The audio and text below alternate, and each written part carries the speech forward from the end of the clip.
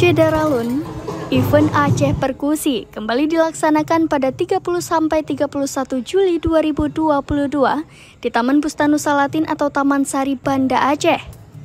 Kali ini, grup perkusi luar negeri ikut memeriahkan Aceh Perkusi 2022. Aceh Perkusi menampilkan para pemain perkusi dari luar negeri. Grup Nadi Singapura akan tampil secara live atau langsung, sementara Daisuke Ogawa dan Klong Yao Thailand akan tampil secara daring. Kegiatan yang diikuti ratusan peserta ini menjadi salah satu upaya pemerintah Aceh melalui Disputpar guna memperkenalkan perpaduan gerak dan alat musik tabuh jenis rapai ke tingkat nasional maupun internasional. Apalagi, event Aceh Perkusi 2022 turut mendapat dukungan pemerintah pusat melalui Kementerian Pariwisata dan Ekonomi Kreatif atau Kemenparekraf RI.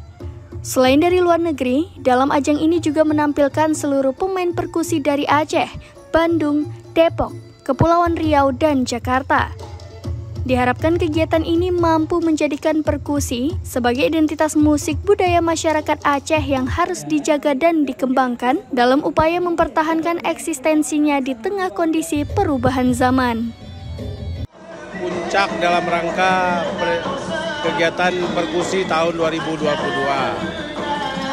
Rangkaian kegiatannya dari kemarin yaitu ada perkemahan perkusi yang mengkolaborasikan, mensilaturahmikan teman-teman pencinta perkusi dari Singapura, Cina, Jakarta, Riau, dan Aceh terutama, dan dari kabupaten kota.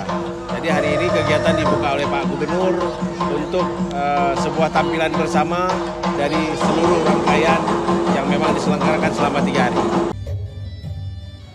Dari Banda Aceh, Muhammad Nasir, Serambi On TV.